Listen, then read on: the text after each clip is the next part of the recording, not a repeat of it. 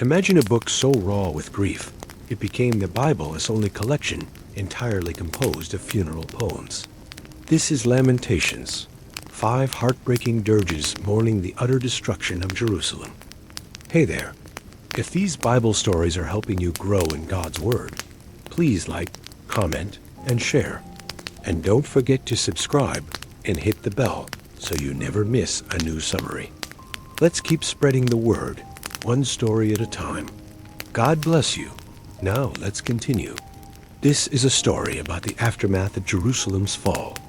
Zion sits alone, once thronged with people, now weeping widow. Her children, the people of Judah, are gone, taken captive to Babylon. She weeps bitterly in the night, tears on her cheeks, with none to comfort her. Her lovers, the nations she trusted, have deceived her. Her friends have become her enemies. Jerusalem remembers all the precious things she had before her calamity, treasures plundered by the invaders. Her people groan as they search for bread, trading jewels for mere food to stay alive. Look, Lord, upon her misery she cries, for the enemy has triumphed. The Lord has brought her grief because of her many transgressions. Her children have gone away as captives before the foe. Her gates are desolate, her priests groan, her virgins suffer, and she herself is in bitter anguish. The Lord is righteous, for she rebelled against his command. Listen, all peoples, and see her suffering. Her young women and young men have gone into captivity. Her adversaries gloat over her downfall, hissing and gnashing their teeth. May the day of her disaster come before the Lord, and may he repay her enemies for what they have done. How the Lord has covered daughter Zion with the cloud of his anger. He hurled down the splendor of Israel from heaven to earth. He swallowed up all the dwellings of Jacob without pity. In fierce anger, he has cut off every horn of Israel. He withdrew his right hand in the face of the enemy. He burned against Jacob like a flaming fire that consumes everything around it. Like an enemy, he bent his bow, setting his right hand against them. He slew all who were pleasing to the eye. He poured out his wrath like fire on the tent of daughter Zion. The Lord determined to tear down the wall of the daughter of Zion. He stretched out a measuring line and did not withhold his hand from destruction. He made rampart and wall in it. They languished together. Her gates have sunk into the ground. He has ruined and broken her bars. Her king and her princes are among the nations. The law is no more. Her prophets find no vision from the Lord. The elders sit on the ground in silence, dust on their heads, sackcloth on their bodies. Young women bow their heads to the ground. My eyes fail from weeping. My spirit is greatly troubled. My heart is poured out on the earth because of the destruction of the daughter of my people. Little children and infants faint in the streets. They cry to their mothers, "Where is bread and wine?" They collapse like the wounded in the streets, their life ebbing away in their mother's arms. What can I say for you, daughter Jerusalem? What can I compare you to? Your wound is as deep as the sea. Who can heal you? Your prophets saw visions for you that were false and misleading. They did not expose your sin to ward off your captivity. The visions they saw were deceptive. All who pass by clap their hands at you. They scoff and shake their heads at daughter Jerusalem. Is this the city that was called the perfection of beauty, the joy of the whole earth? All your enemies open their mouths wide against you. They scoff and gnash their teeth and say, "We have swallowed her up." This is the day we have waited for. We have lived to see it. The Lord has done what he planned. He has fulfilled his word which he decreed long ago. He has overthrown you without pity. He has let the enemy gloat over you and exalted the might of your foes. Cry aloud to the Lord, O daughter Zion. Let your tears flow like a river day and night. Give yourself no relief, your eyes no rest. Arise, cry out in the night, as the watches begin. Pour out your heart like water in the presence of the Lord. Lift up your hands to him for the lives of your children, who faint from hunger at every street corner. I am the man who has seen affliction under the rod of God's wrath. He has driven me away and made me walk in darkness rather than light. He has turned his hand against me again and again, all day long. He has made my skin and flesh grow old and has broken my bones. He has besieged me and surrounded me with bitterness and hardship. He has made me dwell in darkness like those long dead. He has walled me in so I cannot escape. He has weighed me down with chains. Even when I call out or cry for help, he shuts out my prayer. He has barred my way with blocks of stone. He has made my paths crooked, like a bear lying in wait, like a lion in hiding. He dragged me from the path and mangled me and left me without help. He drew his bow and made me the target for his arrows. He pierced my kidneys with the arrows of his quiver. I became the laughingstock of all my people. They mocked me in song all day long. He has filled me with bitterness. He has sated me with wormwood. He has broken my teeth with gravel. He has trampled me in the dust. I have been deprived of peace. I have forgotten what prosperity is. So I say, my splendor is gone, and all that I had hoped from the Lord. I remember my affliction and my wandering, the bitterness and the gall. I well remember them, and my soul is downcast within me. Yet this I call to mind, and therefore I have hope. Because of the Lord's great love, we are not consumed, for his compassions never fail. They are new every morning. Great is your faithfulness.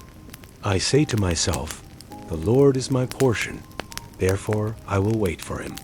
The Lord is good to those whose hope is in him, to the one who seeks him. It is good to wait quietly for the salvation of the Lord. It is good for a man to bear the yoke while he is young. Let him sit alone in silence, for the Lord has laid it on him. Let him bury his face in the dust, there may yet be hope. Let him offer his cheek to one who would strike him. Let him be filled with disgrace, for no one is cast off by the Lord forever. Though he brings grief, he will show compassion. So great is his unfailing love. For he does not willingly bring affliction or grief to anyone. You heard my plea. Do not close your ears to my cry for relief. You came near when I called you, and you said, do not fear. You, Lord, took up my case. You redeemed my life. You have seen, Lord, the wrong done to me. Uphold my cause. You have seen the depth of their vengeance, all their plots against me. Lord, you have heard their insults, all their plots against me, what my enemies whisper and mutter against me all day long. Look at them, sitting or standing, they mock me in their songs. Pay them back what they deserve, Lord, for what their hands have done. Put a veil over their hearts, and may your curse be on them. Pursue them in anger, and destroy them from under the heavens of the Lord. How the gold has grown dim, how the pure gold is changed. The holy stones lie scattered at every street corner. The precious sons of Zion, worth their weight in fine gold, how they are regarded as clay pots, the work of a potter's hands. Even jackals offer the breast to nurse their young, but my people have become heartless, like ostriches in the desert. The nursing infant's tongue clings to the roof of its mouth from thirst. Children beg for bread, but no one gives it to them. Those who once ate delicacies perish in the streets. Those brought up in purple now lie on ash heaps. The punishment of my people is greater than that of Sodom, which was overthrown in a moment without a hand turned to help her. Her princes were brighter than snow, whiter than milk, their bodies more ruddy than rubies, their appearance like lapis lazuli. Now their appearance is blacker than soot. They are not recognized in the streets. Their skin has shriveled on their bones. It has become as dry as a stick. Those killed by the sword are better off than those who die of famine, racked with hunger, who waste away for lack of food from the field. With their own hands, compassionate women have cooked their own children, who became their food when my people were destroyed. The Lord has given full vent to his wrath. He has poured out his fierce anger. He kindled a fire in Zion that consumed her foundations. The kings of the earth did not believe, nor did any of the peoples of the world, that enemies or foes could enter the gates of Jerusalem. But it happened because of the sins of her prophets and the iniquities of her priests, who shed within her the blood of the righteous. They wandered blind through the streets, defiled with blood, so no one dared to touch their garments. Go away, unclean. People cried at them, go away, do not touch. So they have wandered among the nations, finding no resting place. The Lord himself has scattered them. He no longer watches over them. The priests are shown no honor, the elders no favor. Moreover, our eyes failed, ever watching vainly for help. We were watched by a nation that could not save us. They hunted our steps, so we could not walk in our streets. Our end was near, our days were numbered, for our end had come. Our pursuers were swifter than eagles in the sky. They chased us over the mountains. They ambushed us in the wilderness.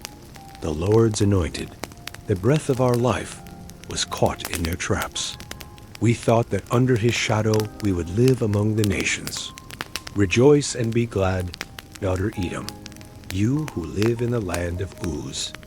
But to you also the cup will be passed. You will be drunk and stripped naked. Your punishment will end, daughter Zion.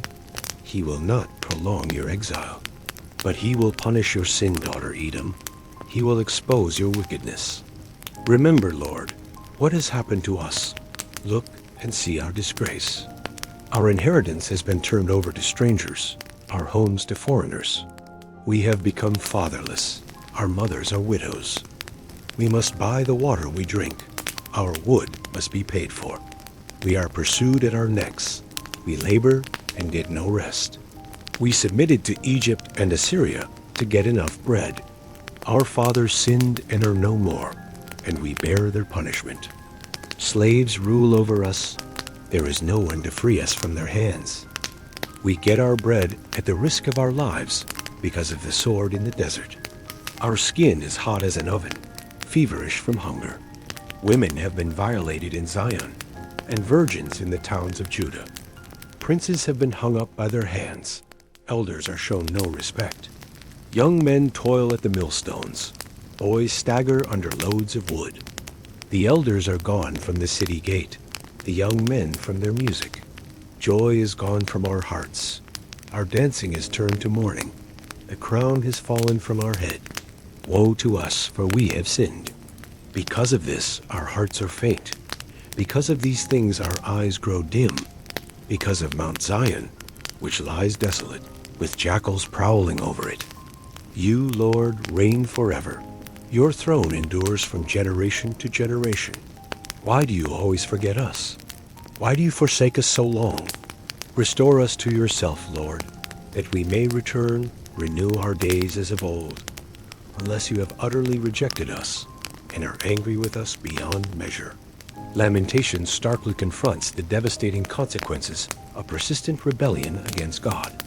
Jerusalem's ruin was not random misfortune, but the direct result of generations rejecting God's covenant, ignoring his warnings, and embracing idolatry and injustice. The poems force a painful acknowledgement of divine justice. God's anger, though severe, was righteous and deserved. Yet amidst the ashes, a flicker of hope remains. Jeremiah's profound declaration that God's mercies are new every morning in Sinfa. His faithfulness is great anchors the despair. The book serves as a solemn reminder that sin has catastrophic consequences, urging self-examination and repentance. It also testifies that even in deserved judgment, God's character remains constant. His compassion endures, and sincere cries for restoration reach his throne. Thank you for watching this far. If you enjoyed this summary, please hit that like button and leave us a comment on where you are watching us from.